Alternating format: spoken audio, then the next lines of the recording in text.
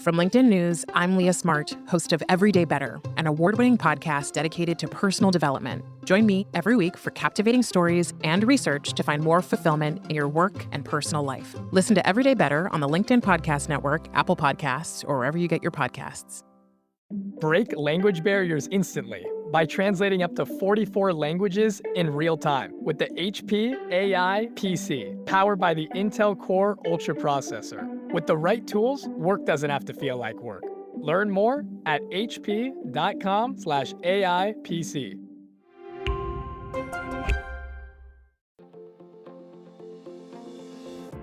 Hello, my friend, and welcome to another exciting episode of Negotiate Anything. Thanks for joining us today. With over 10 million downloads and listeners from more than 180 different countries, it's dedicated listeners just like you who have made Negotiate Anything the #1 negotiation podcast in the world. I'm your host, Kwame Christian. I'm a business lawyer, mediator, author, and the proud CEO of the American Negotiation Institute. Now, before we get into today's insightful conversation, I have a golden opportunity for those of you who recognize the power of negotiation in your professional lives. Have you ever found yourself wishing that you could navigate those high-stakes conversations with more confidence? Or perhaps you're looking to empower your team with the art of persuasion and conflict resolution. At the American Negotiation Institute, we've crafted specialized keynotes and workshops tailored for those very needs. We've transformed the negotiation skills of professionals worldwide, and we're eager to do the same for you. We believe the best things in life are on the other side of difficult conversations, and our goal is to help you improve your lives and the lives of those around you, one difficult conversation at a time. Don't let another challenging conversation leave you second-guessing. Click the link in the description to discover how we can help you find confidence in conflict, negotiate better deals, and have stronger relationships. Because in the world of business, every conversation counts. And now, without further ado, let's jump into the interview.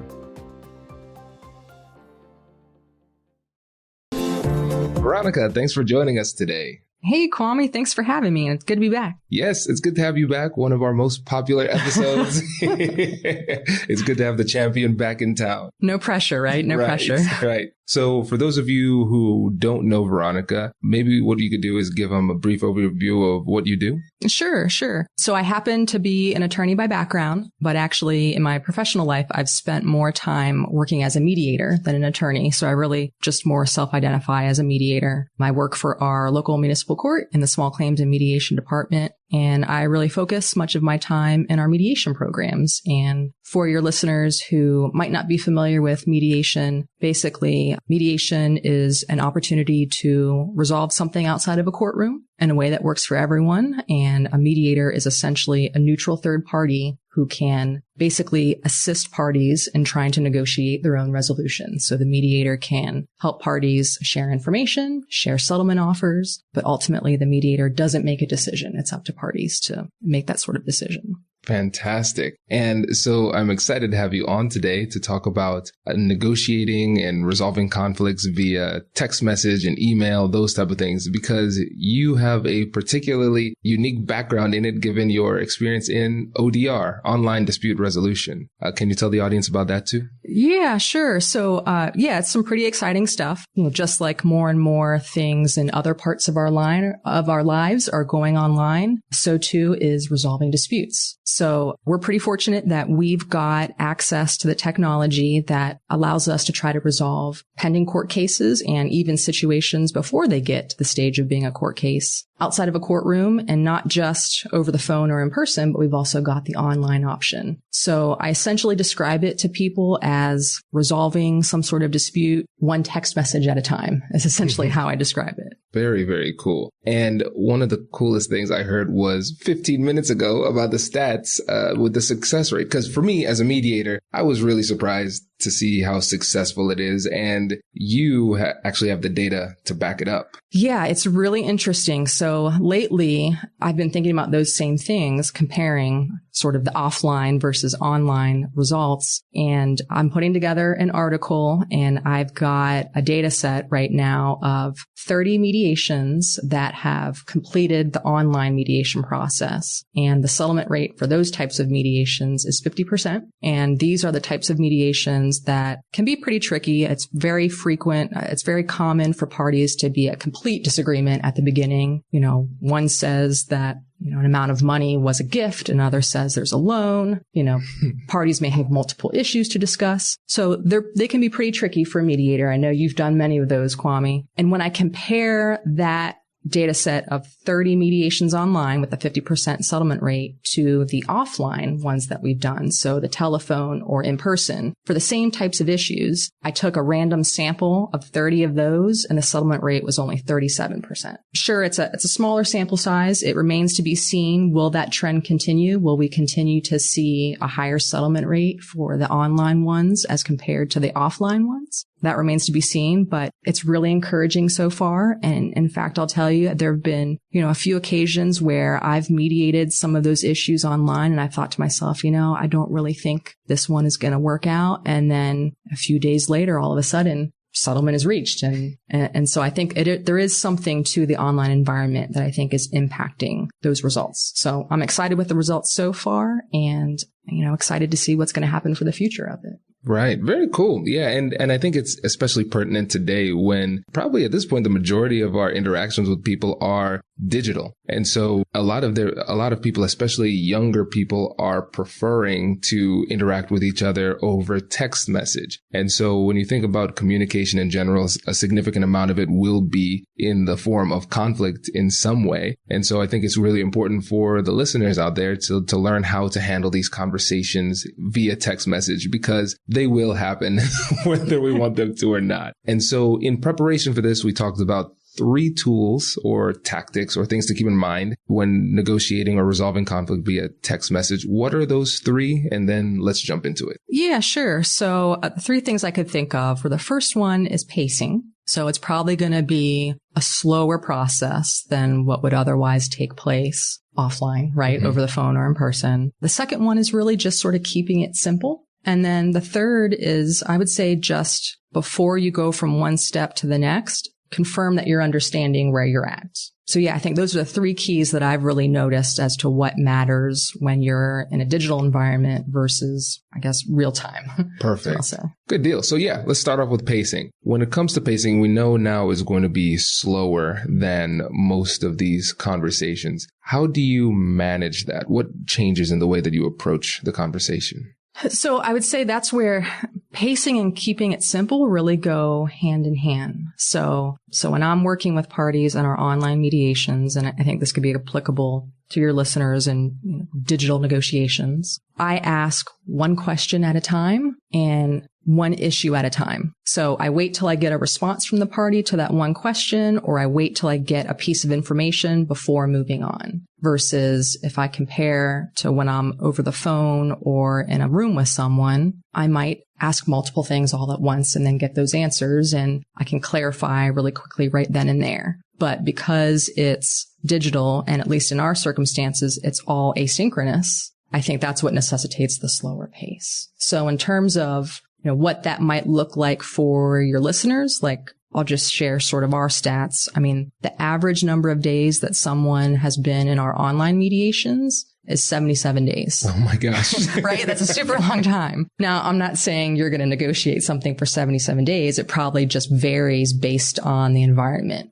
But that's just what it is for our mediations versus the ones that are offline are, 1-2 hour session. So that's just something to think about, considering your context, whatever it is, whatever sort of situation. It might be slower and you might need to do kind of more piecemeal than what you would otherwise do in person or over the phone. That's fascinating. And what impact do you think that has on the psychology of the parties involved? So I think because it gives people time to reflect, I think they are not reaching that point where they are eliciting those fight or flight responses than you and I have talked about before. So I think they aren't getting to the point where they're so angry. So I think because of that, people stay in the process longer. And because at least the way that ours is set up, they aren't taking hours out of their day to participate. They are just fitting it into the 5 or 10 minutes that they've got available throughout the day during their busy lives,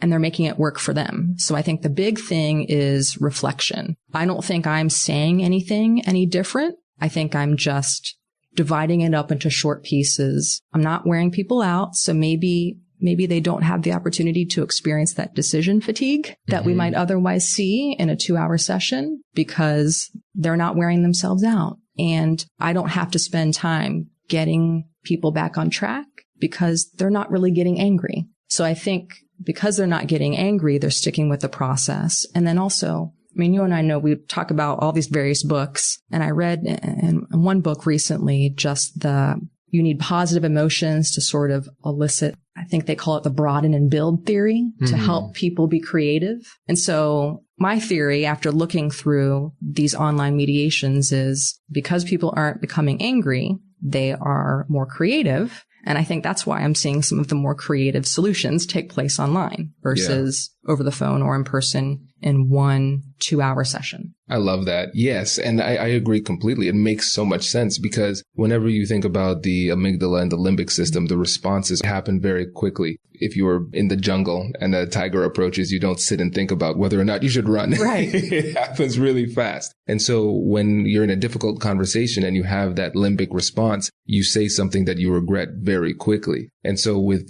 this process, it slows it down because you can't have that level of sustained anger for 77 days. Right. And so for the listeners out there, your conflicts probably won't last 77 days via text. Hopefully not, right? Right. But if you spread it out, you have that benefit because you're not in that emotional state. And like you said, when it comes to your ability to think creatively, that comes from having a positive mindset. The limbic response forces you to get tunnel vision. You can only focus on what's right in front of you, the threat that you see. But if you have a more positive mindset, you can be more creative and think thoroughly. And we know too, I think you and I have talked about this before. I mean, when folks are angry, they're less able to perceive risk. So I think that's also part of it. Hello, my friends. Before we get back to today's episode, I want to ask you a question. Have you ever wondered how to elevate your team's negotiation game and how you can help the folks on your team have better, difficult conversations? At the American Negotiation Institute, we offer transformative keynotes and workshops tailored to empower professionals with top-tier negotiation and conflict resolution skills. Whether it's a keynote for your next event or hands-on training for your team, we've got you covered. Don't just negotiate. Master the art with the American Negotiation Institute. Click the link in the description to find out more. Elevate, negotiate, and succeed. Introducing the HP AI PC, your powerful AI assistant. Easily search through personal files, gain valuable insights, and make smarter, more informed business decisions. Unlock the future of work today with the HP AI PC, powered by the Intel Core Ultra processor. With the right tools, work doesn't have to feel like work. Learn more at hp.com/AIPC.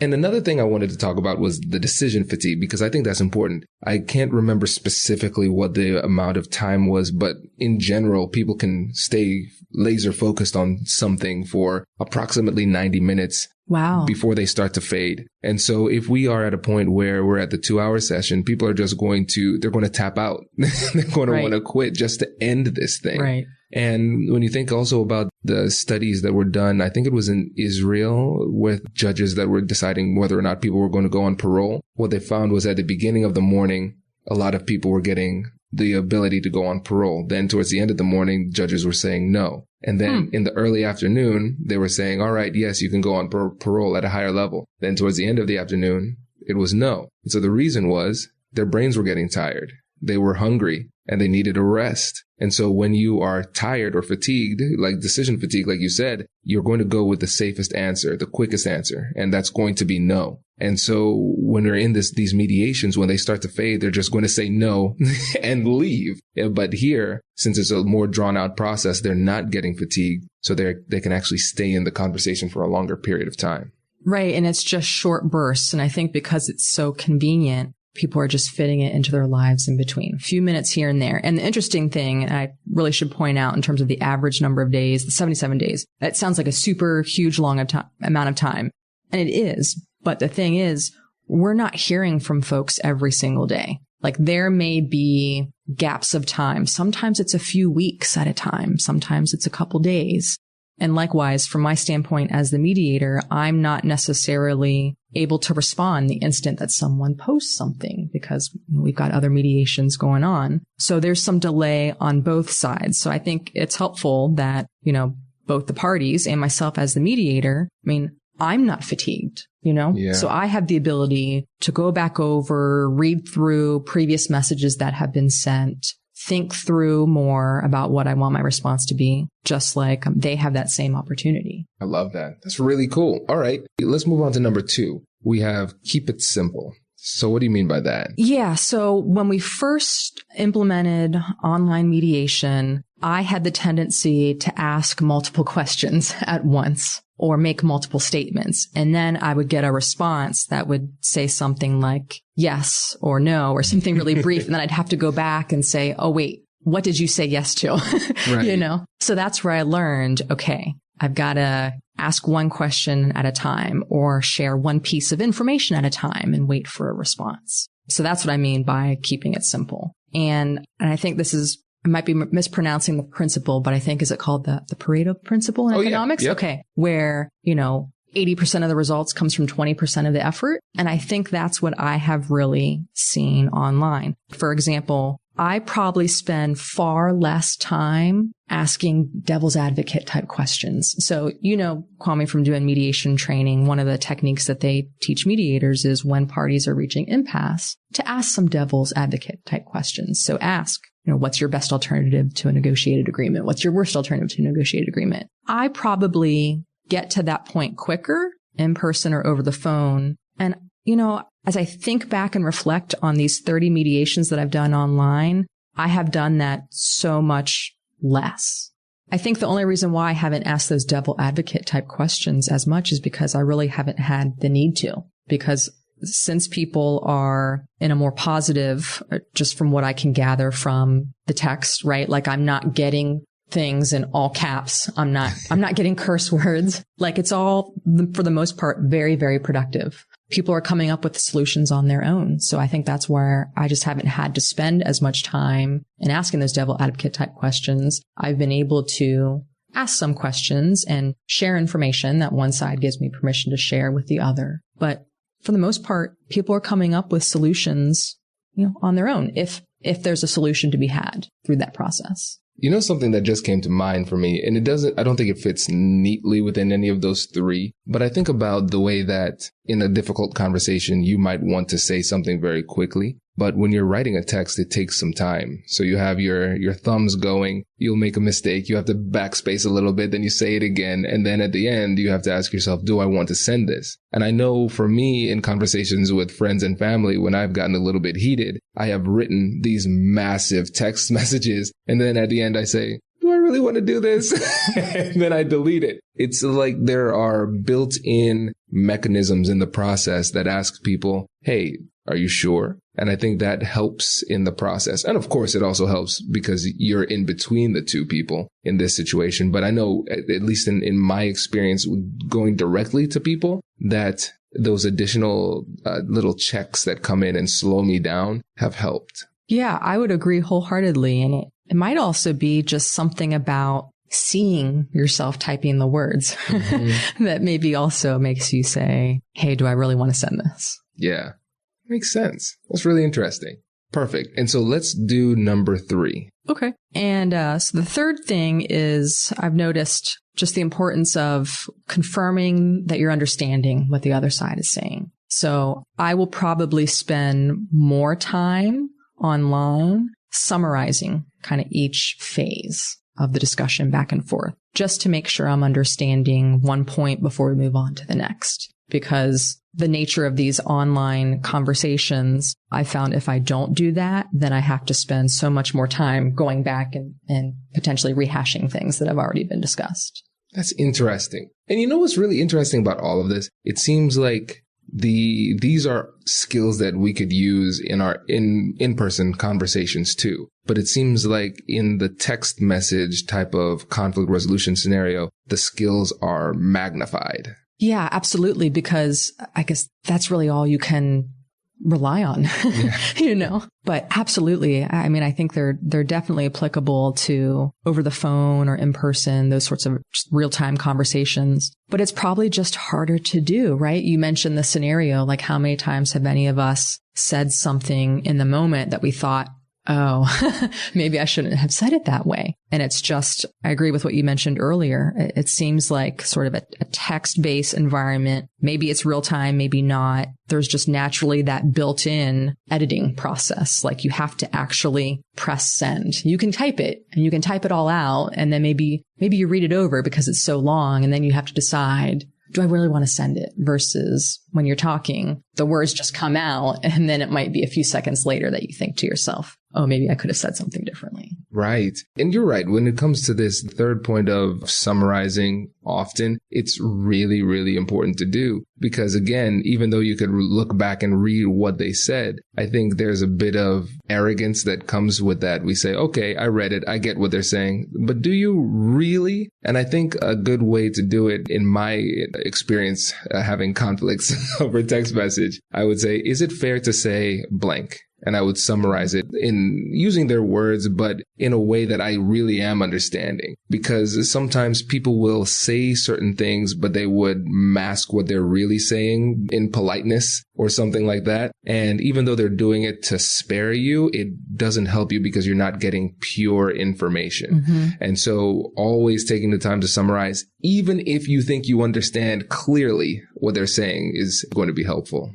Oh, definitely. Just one other point that I've noticed too is when I've taken the time to summarize and when I've used all these principles, I've slowed things down, I've kept it simple, I summarize, and I do that one by one for each point. It is amazing just how much more politeness I've experienced in this online environment as compared to when I think of my offline mediations. And it was at the point where I've actually compiled some data on this too. And I think it was something like over 90% of the communications that I've had online have been what I would consider either positive. So people are saying things like, thank you for your help and I appreciate your assistance. I don't get nearly that many thank yous or expressions of appreciation. I mean, I don't know, but I don't know about you, Kwame. Maybe everyone's high-fiving you and giving you lots of thank yous and stuff. But I mean, when all jokes aside, when I think about my in-person or phone mediations, I don't get nearly the same thank yous as I do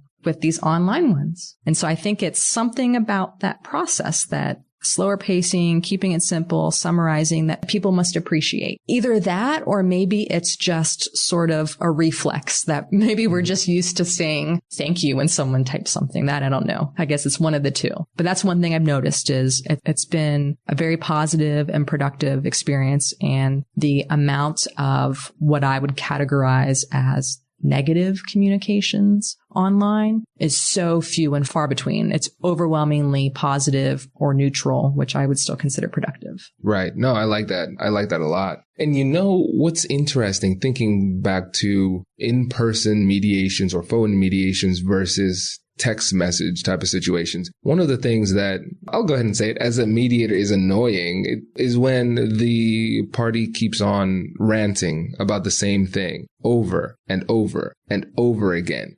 And it's like, okay, we get it. And then they tell the story again. Right. And it's like they get stuck in that rumination, mm-hmm. right? And I will say, and that's another great point. And maybe I should consider for my article further, right? I don't see nearly the same instances of rumination online. And I have to wonder if it just goes back to what you mentioned earlier, that self-editing process. I mean, because if I think about my own text conversations, am I really going to send the same text message over and over and over and over? Right. No, but I might say the same thing over and over and not realize, oh, I'm just saying 10 different variations of the same thing. So yeah, that's another interesting aspect of, trying to to mediate or for your listeners negotiate in the digital environment. Yeah. And you know what's interesting? For people who have read the book, you know that I intentionally engage in conflict with people around me because it helps the relationship. Whenever you see something wrong in the relationship, you have those conversations. It makes it better. And so in most cases, because of my experience doing this, it goes really well. But there are going to be certain people who really struggle with difficult conversations. No matter how well you approach it, how respectful and kind and patient you are, they will still interpret it as a threat and a negative environment and a negative experience. And so what I found is that with those same people, handling it very slowly via text message has been more successful because there's more distance, physical distance and temporal distance as well. And it seems like the slower pace helps them in situations where the person is not very well versed or skilled in conflict resolution. Yeah, it seems like it's all about fit, right? So with the online environment, is it right for every single type of dispute? Like, would I want to have certain conversations in the digital environment? Probably not everyone, right? So it's just a matter of kind of matching the right forum for the conversation. But I mean, at least, from what I'm seeing so far and the types of things that we're mediating, and we're typically mediating like landlord-tenant issues, for example, consumer business issues, issues between coworkers or friends, like, for example, like personal loans, that sort of situation. Those seem to be working out. Individuals and participants who are choosing this environment, it seems to be a positive experience so far. But yeah, as with most things in life, it's a matter of finding the right fit. Exactly. And I think that's one of the most important takeaways for the listeners today is to realize that there are multiple options for these difficult conversations. And this might be an alternative that works better given the circumstances or the individual on the other side. And oftentimes these conversations are thrust upon us. We get these texts. It's like, oh, well, I guess we're having this. Right. And I think as you mentioned, when we were chatting, but before we started recording, if we think about our conversations, I mean, how many of them take place either via text or over email? Like, for example, I use my phone all the time, but I rarely use it to make phone calls, right?